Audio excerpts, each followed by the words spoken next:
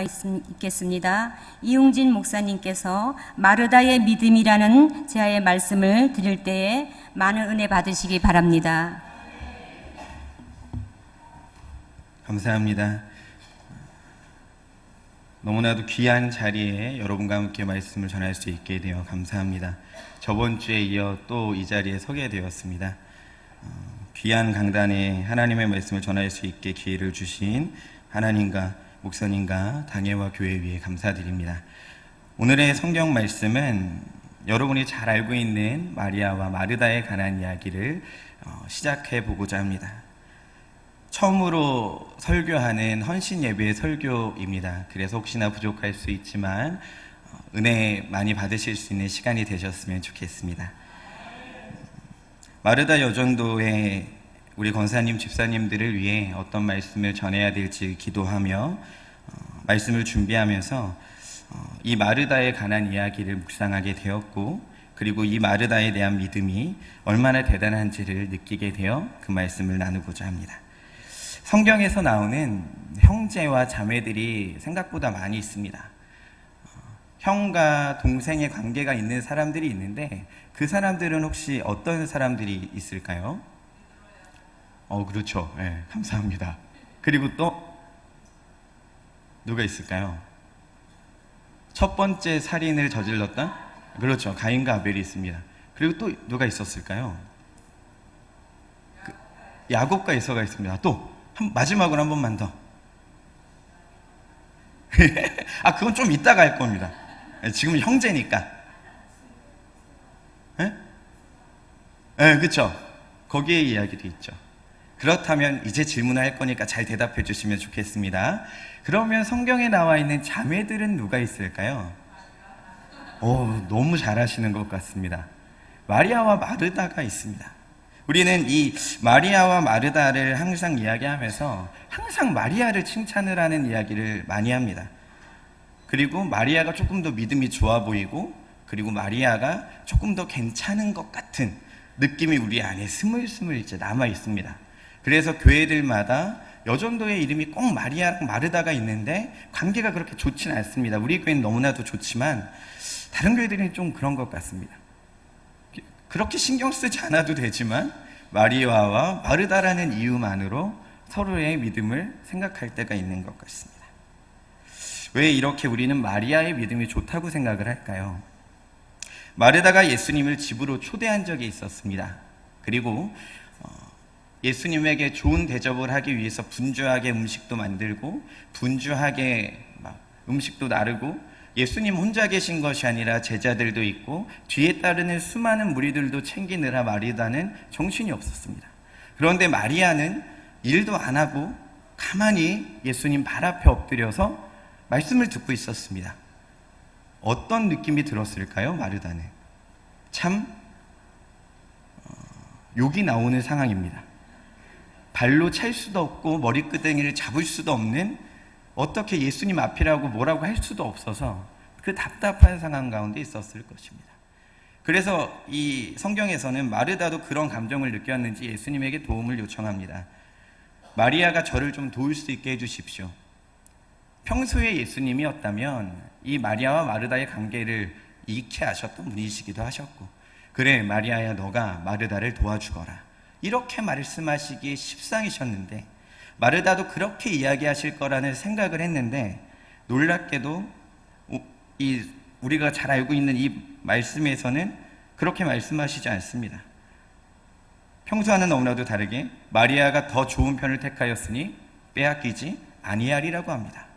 또한 여러분이 잘 아시는 것처럼 이제 또 향유를 예수님에게도 붓기 시작합니다. 이 두 가지 사건을 통해서 우리는 마리아가 믿음이 훨씬 더 순결하며 비둘기와 같고 정직하고 이런 편의 사람으로 생각을 하게 됩니다. 하지만 오늘 저는 마르다 헌신 예배이기 때문에 마르다의 편을 한번 들어보려고 합니다. 성경에서 마르다가 얼마나 믿음이 좋은 사람인지, 마르다처럼 이런 믿음을 가진 사람이 없었다라는 것을 함께 한 세 가지로 나누려고 합니다. 첫 번째입니다. 예수님을 맞이하는 태도입니다. 20절 말씀을 함께 읽도록 하겠습니다. 시작.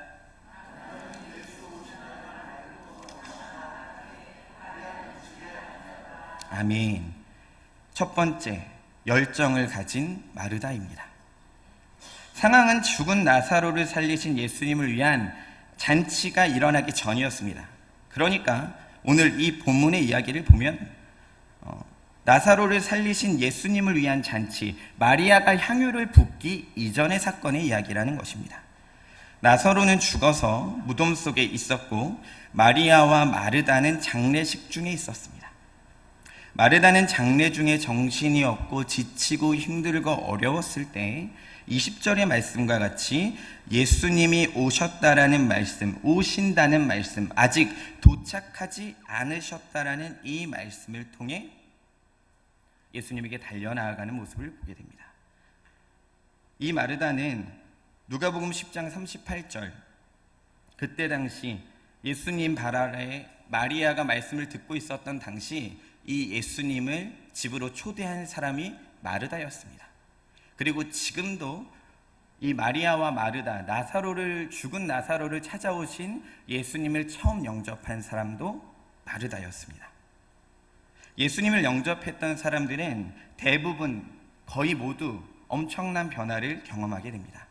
제가 이야기한 가룟 유다를 제외했기 때문에 대부분이라고 표현하였습니다. 부자이며 세리장이었던 삭개오도 예수님을 집으로 초대하고 죄를 고백하며 가난한 사람들에게 자신의 재산을 나누었습니다. 그리고 야이로의 집에 들어가셨던 예수님을 통해 죽은 딸을 살리시면서 예수님은 달리다굼이라고 외치시기도 하였습니다. 예수님이 들어갔던 모든 곳은 귀한 역사가 일어났고 그 예수님을 처음으로 영접했던 사람들은 귀한 축복을 받았던 것입니다.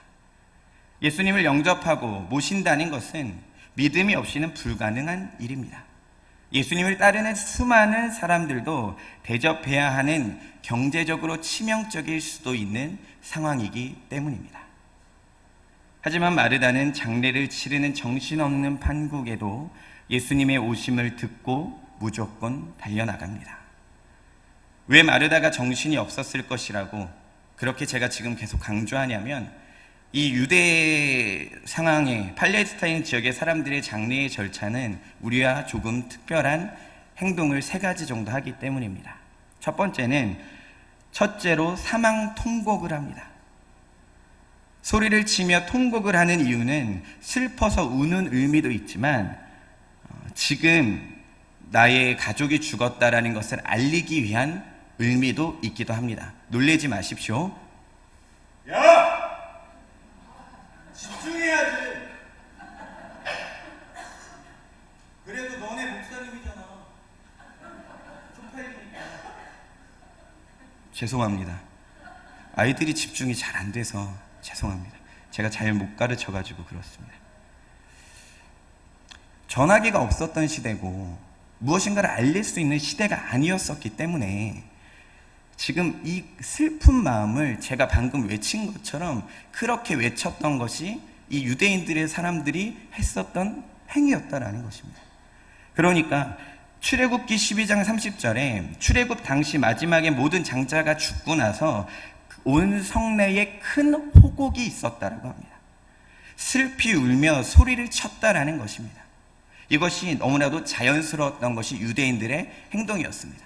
여러분, 1시간 울었을 때 얼마나 지치는지 경험해 보시지 않았습니까? 1시간만 계속 울어도 지칩니다. 아니, 금요형성 집회 30분만 소리치고 기도해도 이렇게 소리가 납니다. 그런데 사망 통곡은 보통 3일을 그렇게 계속적으로 했었던 것입니다. 그리고 2번째입니다.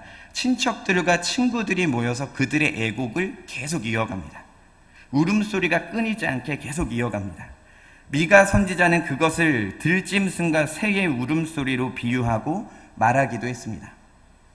미가서 1장 8절을 중고등부만 함께 큰 목소리로 믿음을 가지고 선생님들이 도와주셔서 함께 읽었으면 좋겠습니다. 시작!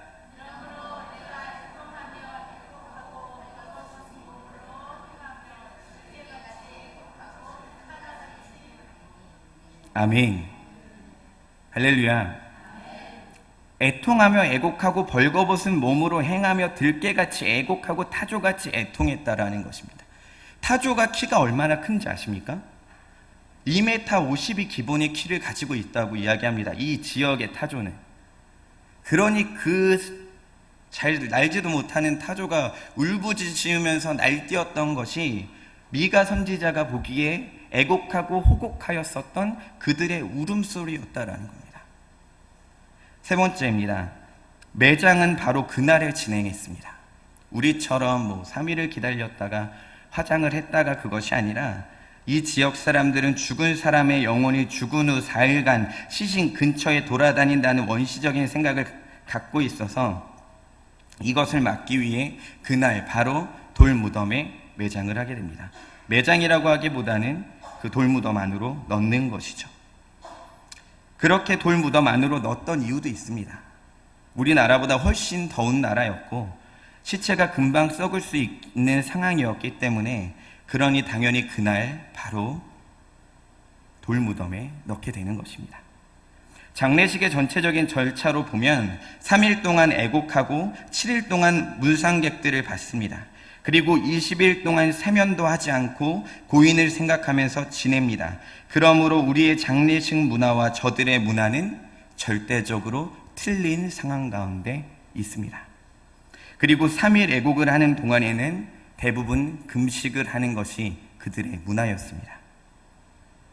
자, 그렇다면 이미 성경에서 이야기한 것처럼 나흘이 지났고 금식을 한 상태에서 애곡을 하였고 지치고 힘든 상태에서 이미 오라버니는 죽었고 예수님이 오셨다라는 그 소리를 듣고 예수님에게 나가 맞을 수 있으시겠습니까?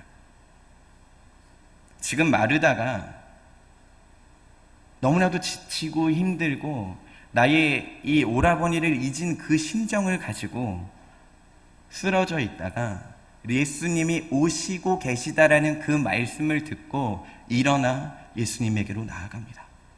예수님이 오셨다도 아니고 오시고 계시다라는 그 이야기를 듣고 예수님에게로 달려갑니다. 마르다에게 열정이 있습니다. 마르다 여전도에게 열정이 있습니다. 예수님께 매달리고자 하는 믿음이 있습니다. 장례식을 통해 심신의 피곤함과 아픔 중에서도 하나님을 찾는 열정이 있었습니다. 마르다가 가진 열정은 돈이나 명예도 아니었고 예수님이었습니다.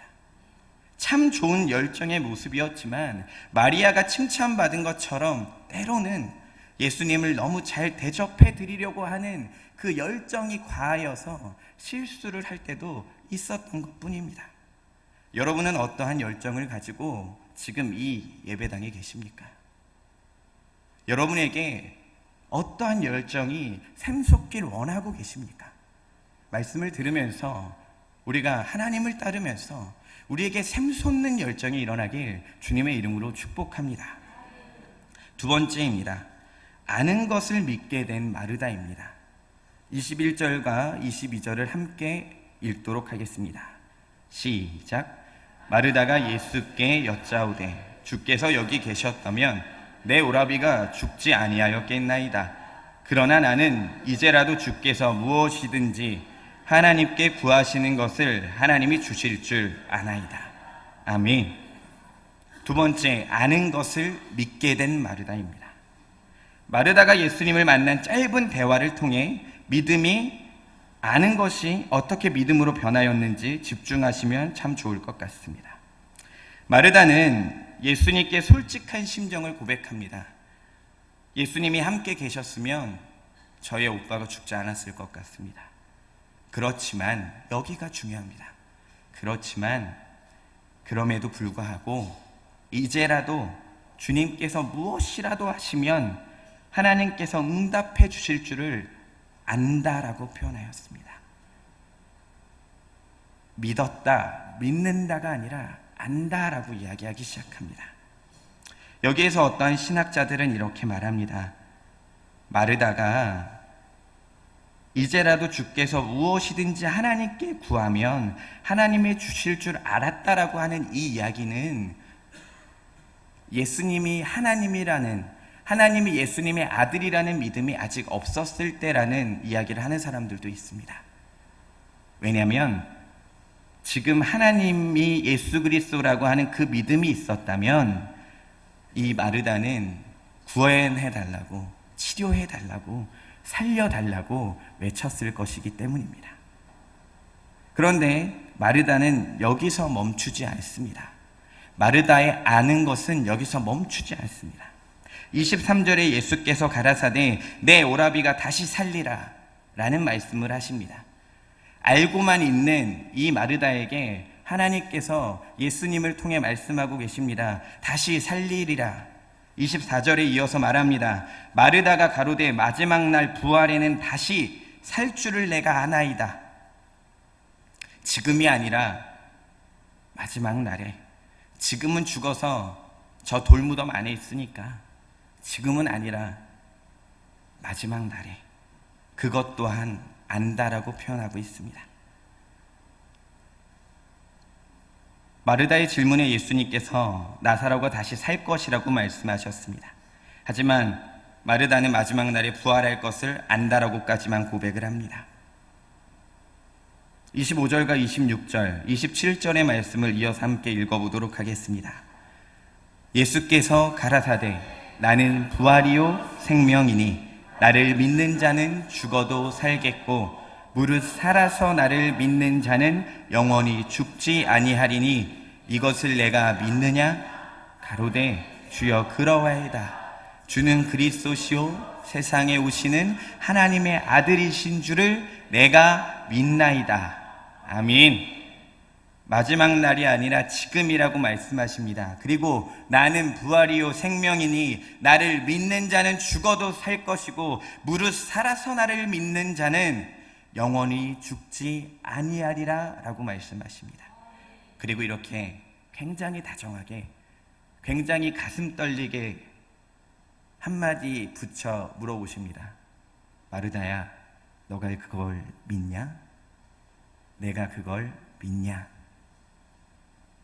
너가 지금까지 나에게 안다 말한 것 말고 너가 그것을 믿냐? 22절, 24절에 마지막 날에 부활시켜 주실 것도 알고 하나님께 기도하면, 예수님이 기도하면 무엇인가 이루어질 것도 안다라고 말하는 것이 아니라 너가 그것을 믿냐?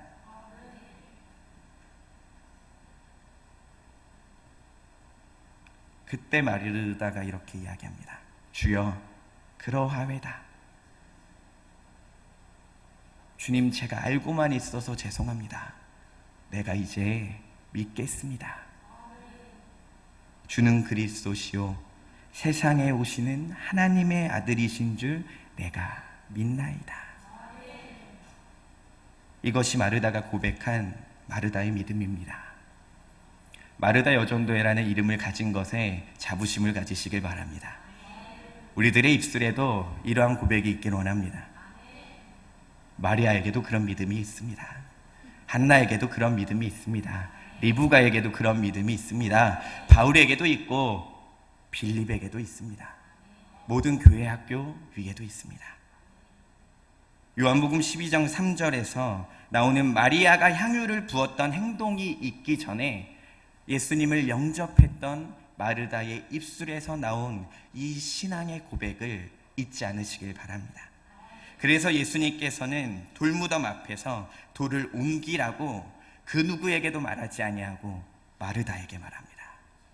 마르다야, 돌무덤을 옮겨라. 너가 명하여 저 돌무덤이 열리게 하거라. 마지막까지 두려움을 가지고 있었고 이미 다 썩은 그 붕대 안에 있었을 나의 오라비를 생각하며 마르다는 이야기합니다. 이것을 어떻게 해야 되겠습니까? 시체가 썩는 냄새가 많이 날 것인데요. 나의 환경이 이런데요. 나의 상황이 이런데요. 이젠 내가 나이도 있고요. 힘이 들고요. 보이지도 않고요. 걸을 수도 없고요. 어려운데요. 어떻게 해야 되겠냐고 말합니다. 그때 거룩하시고 너무나도 놀라우시고 나의 사랑하는 신랑 되시는 이 예수님께서 이렇게 얘기하십니다. 내가 믿으면, 너가 믿으면 하나님의 영광을 볼 거야. 너가 믿으면 하나님의 영광을 보게 될 거야. 너가 열면, 너가 믿으면 너의 오라비가 살아날 거야. 예수님의 마음에 마르다를 향한 그 간절한 사랑의 마음, 그 고백이 이 마르다의 마음에 치기 시작합니다. 그리고 마르다는 문을 열고 종들을 시키고 그 오라비가 살아 움직이는 것을 보게 됩니다. 재림의 때의 부활을 알고 하나님께 기도하면 기적 같은 일도 일어날 것을 알았던 마르다에게 예수님은 아는 것이 중요한 것이 아니라 믿는 것이 중요하다라는 가르침을 주셨던 것입니다. 여러분, 무엇을 알고 계십니까? 여러분, 무엇을 믿으시겠습니까? 여러분이 알고 있는 성경의 지식들, 혹은 누군가가 그것을 잘못 말하였다고, 혹은 누군가가 그것을 잘못했다고, 성경에 비하면 저 사람은 잘못됐다고 우리가 혹여나 그렇게 정죄하고 판단하고 있지는 않으십니까? 저도 아이들에게 그렇게 설교할 때가 참 많이 있었습니다. 그 설교를 녹음하고 들었을 때 너무나도 답답하고 무거울 때도 많이 있었습니다. 그리고 아이들에게도 그렇게 이야기하였습니다. 참 미안하다고. 사랑이 없이 정죄할 때가 많고, 사랑이 없이 성경은 이러니 너네도 그렇게 따라야 할 때가 많다라고 이야기할 때가 있었습니다. 우리들은 다 그렇게 삽니다. 하지만 지금부터 다시 돌이켰으면 좋겠습니다. 우리가 아는 것 믿고 따랐으면 좋겠습니다. 내가 아는 것이 별거 아니어도 그것을 믿고 행할 때 하나님의 영광을 보게 되기 때문입니다. 저는 마르다와 같은 행동을 가질 때가 많습니다. 일을 하는 것을 좋아합니다. 말씀을 듣기보다 때론 일을 할 때도 많이 있습니다. 새벽 기도 시간에 이리저리 뛰어다닐 때도 있고, 여러분이 예배를 드릴 때에 무엇인가의 문제가 생기면 그렇게 달려가야 되는 일을 할 때도 많이 있습니다. 하지만 그럴 때마다 말씀을 사모하는 마음, 하나님 앞에 달려가며 일하는 것이, 이것이 또한 하나님께 영광이 되는 일이라는 것을 믿으며 그 일을 감당하고 있습니다. 여러분, 혹시 너무 많은 일을 하여서 지치고 계시진 않으십니까? 하나님도 그것을 알고 계십니다. 그리고 여러분에게 힘내라 라고, 너가 그것을 믿고 지킬 때 하나님의 영광을 볼 때가 있을 것이라고 말씀하고 계십니다. 너가 믿느냐? 나는 부활이요 생명이니 나를 믿는 자는 죽어도 살겠고 무릇 살아서 나를 믿는 자는 영원히 죽지 아니하리니 이것을 믿느냐? 다 같이 우리가 주는 그리스도시요 세상에 오시는 하나님의 아들이신 줄 내가 믿나이다. 이 5절을 다시 한번 마지막으로 함께 다 같이 외치신 이후에 찬양하시겠습니다. 시작. 가로되 주여 그러하외다. 주는 그리스도시요 세상에 오시는 하나님의 아들이신 줄 내가 믿나이다. 그 믿음이 변치 않는 여러분이 되시길 주님의 이름으로 축복합니다. 찬양하겠습니다.